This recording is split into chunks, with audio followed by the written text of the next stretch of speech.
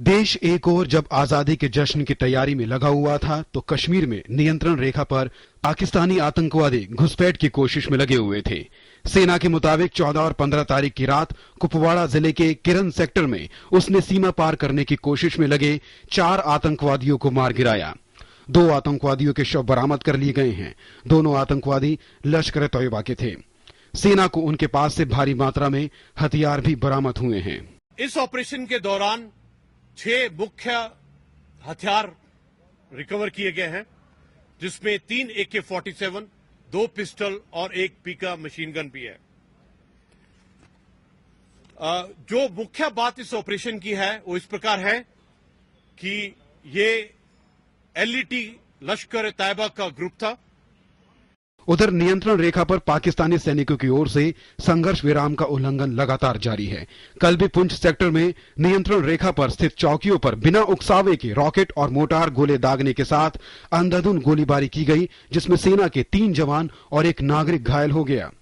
सेना के मुताबिक पाकिस्तान की ओर से पिछले 5 दिन में ये 11वां संघर्ष विराम उल्लंघन था।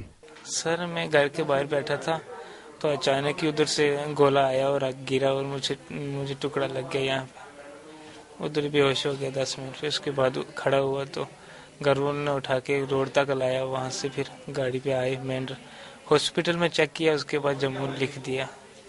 वहां कुछ दवाइयां दी और जम्मू भेज दिया इधर। इस बीच नियंत्रण रेखा पर बढ़ते तनाव के बीच केंद्रीय गृह सचिव अनिल गोस्वामी हालात का जायजा लेने के लिए जम्मू पहुंचे। गोस्वामी अधिकारियों के एक दल के साथ RS-पुरा गए और अंतर्राष्ट्रीय सीमा की स्थिति की जानकारी ली। हमारे बड़े बहादुर जवान हैं और वो बॉर्डर की बड़ी मुस्तैदी से देखभाल करते हैं।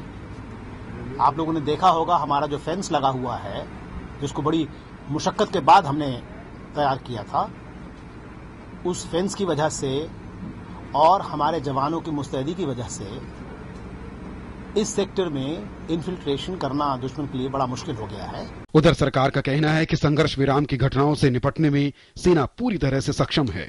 I can say to you that we have 100% faith in our armed forces, and 100% faith in our armed forces, particularly our army that is deployed on the border in the line of control, entails that I let them take operational decisions in the field and not interfere with their operational decisions.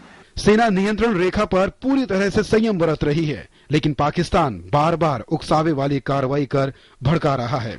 देखना यह है कि बार बार शांति की बात करने वाला पाकिस्तान कब अपनी हरकतों से बाज आता है। Bureau report, GD news.